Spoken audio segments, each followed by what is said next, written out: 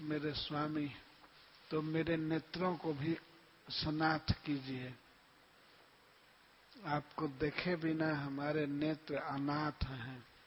तो हे जगन्नाथ, हे स्वामी, आप मेरे नेत्रों के सामने प्रकट होइए, जिससे मेरे नेत्र सनाथ हो जाएं। जगन्नाथ स्वामी नयन पथगामी भवतु में। भगवान चैतन्य महाप्रभु कहते हैं कि मेरे समान कोई पापी नहीं है। भक्त के भाव में बोल रहे हैं स्वयं जगन्नाथ ही, पर भक्ति करके जीवों को शिक्षा दे रहे हैं। जगन्नाथ जी के सेवक के रूप में भक्त के भाव में है। भक्त की यही प्रक्रिया, यही भाव होता है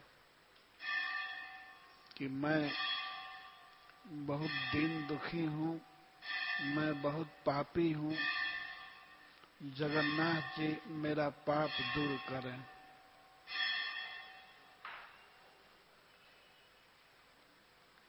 अनेक जगह पर वैष्णव ग्रंथों में हम लोग देखते हैं कि भक्त अपने को सबसे बड़ा पापी कहता है।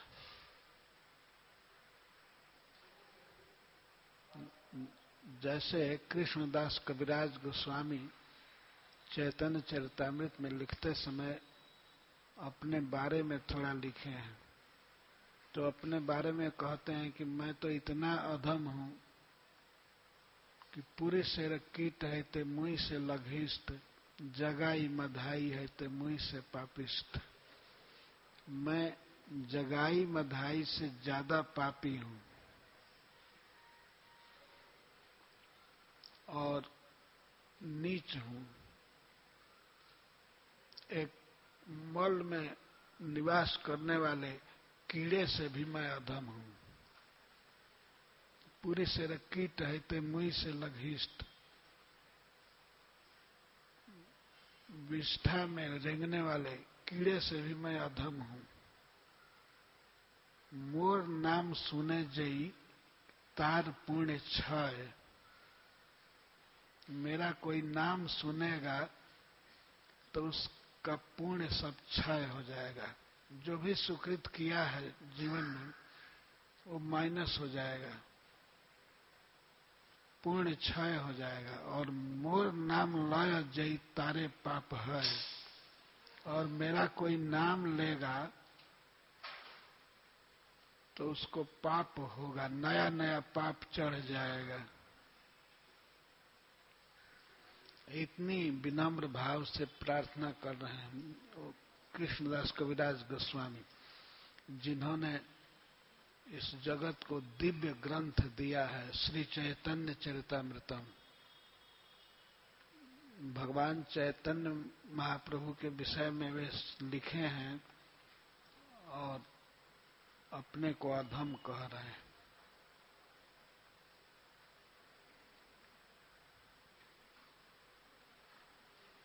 वास्तव में वे परम पुनीत व्यक्ति थे, परम पावन थे। उनका नाम था कृष्णदास। तो कृष्णदास नाम है और कहते हैं कि मेरा नाम सुनने पर पुण्य का कोष समाप्त हो जाएगा और मेरा नाम लेने पर वाणी से पाप होगा, बहुत पाप। इतना मैं पापी हूं कि मेरा नाम लेने पर पाप होगा और नाम सुनने पर सब पुण्य खत्म हो जाएगा। तो यह क्या सत्य है? हाँ, सत्य है। वे झूठ नहीं लिख सकते। और नाम है कृष्णदास। ये कृष्ण शब्द सुनने पर क्या पाप लगेगा? सुनने पर पुण्य क्षय हो जाएगा। पर भक्त का यही भाव होता है कि मैं ऐसा अधम हूं कि मेरा नाम सुनने पर भी पुण्य क्षय हो जाएगा, सुकृत नष्ट हो जाएगा, और मेरा नाम लेने पर, मेरा नाम बोलने पर नया नया पाप चढ़ जाएगा। ऐसी ही बात गोस्वामी तुलसीदास जी ने भी लिखा है रामचरितमानस में। अपने विषय में वे कहते हैं कि जे जन्मे कलिकाल कराला, कर्तव्य बायस वेश मराला। जो इस घोर कलयुग में जन्म लिए हैं और जिनका कर्म तो कौआ का है लेकिन वेश हंस का बना लिए, मतलब कर्म बहुत नीच है और भेष बहुत उत्तम है, वेश साधु का बना लिए, वैष्णव का बना लिए। जो भी ऐसे लोग कलयुग में जन्म लेते हैं, लिए हैं, पाप करते हैं, चलत कुपंथ वेद मग छाड़े। जो वेद के मार्ग को छोड़ करके कुपंथ पर चल रहे हैं, अर्थात सब प्रकार के पाप करते हैं। कपट कलेवर कलिमल भाणे, जो कपट की मूर्ति हैं और कलयुग के दोषों के बर्तन हैं, कलयुग के सारे दोष उनमें भरे हुए हैं। तिन्हमह प्रथम रेख जगमोरी, ऐसे पापियों में जब गणना होगी सबकी, तो सबसे फर्स्ट नंबर में मेरा स्थान रहेगा। तिन्हमह प्रथम रेख जगमोरी, पहला नंबर मेरा होगा। जितने भी कलयुग में जन्म लिए हैं और पाप करते हैं तो उनमें पहला नंबर मेरा होगा। सुनियघ नर कहूं नाक सकोरी, मेरा नाम सुन करके सब पाप नाक सिकोड़ते हैं और नरक भी नाक सिकोड़ते हैं। नरक क्यों नाक सिकोड़ते हैं? वे सुने कि तुलसीदास नरक में आएगा तो बाप रे बाप हमारी क्या दशा होगी, हम और गंदे हो जाएंगे। वो इतना गंदा, इतना पापी व्यक्ति है कि पुयोद आदि नरक सोचते हैं कि हमारी गंदगी बढ़ जाएगी, हम बहुत अशुद्ध हो जाएंगे। नरक भी सोचते हैं। इसलिए तुलसीदास जी का नाम सुनते ही वे नाक भाव सिकोड़ते हैं। अरे वो तुलसिया आ रहा है नरक में, तो बहुत बड़ा पापी,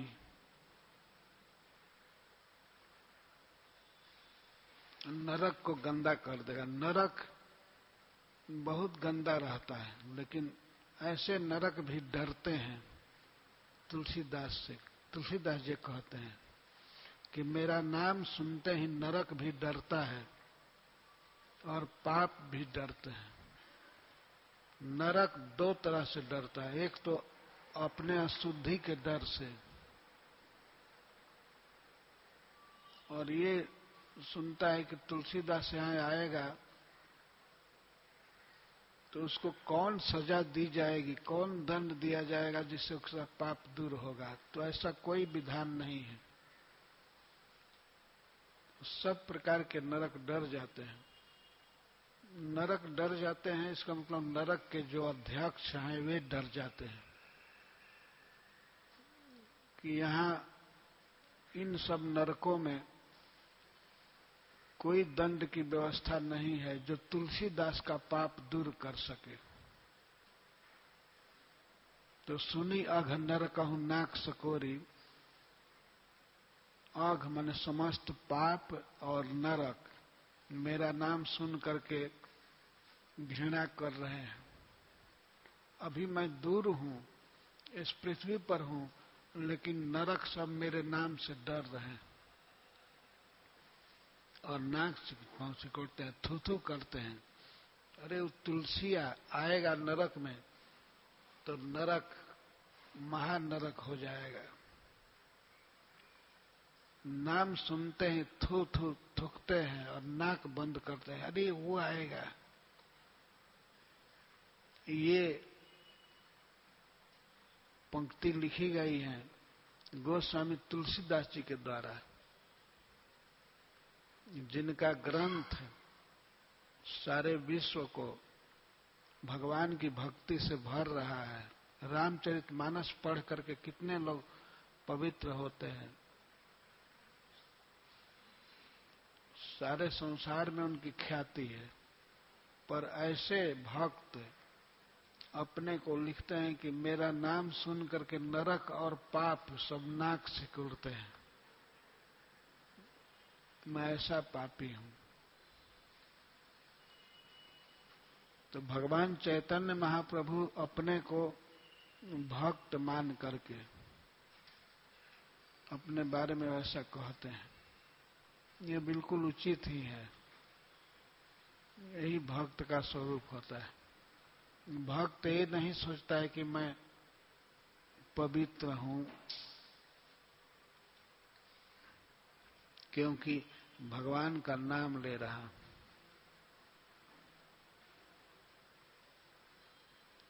वो अभी भाव है कि दूसरे मूड में भक्त बोलता है कि भगवान का नाम सब पापों को नष्ट कर देता है।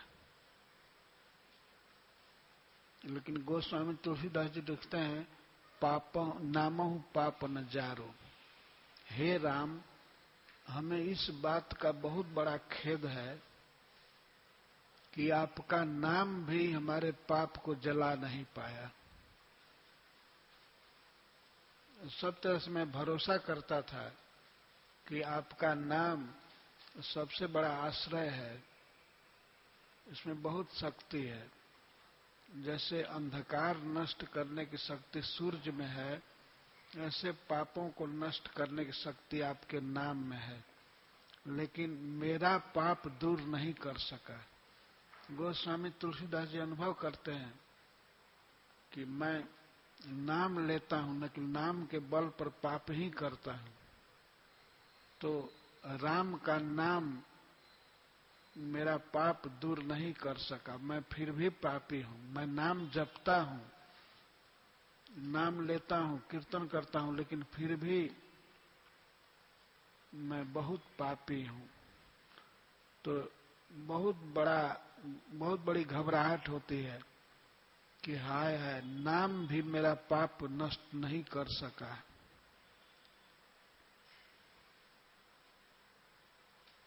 क्योंकि मैं कपट कलेवर, कपट की मूर्ति हूं।